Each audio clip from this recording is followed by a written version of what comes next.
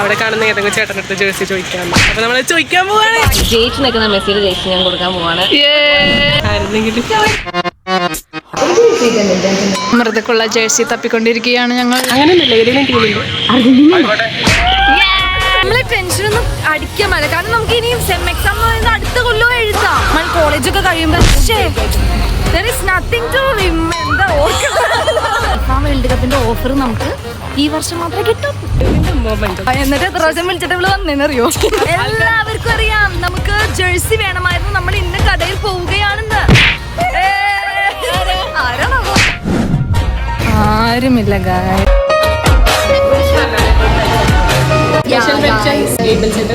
ശാലിനി ചേച്ചി, അനുഗ്രഹ ചേച്ചി.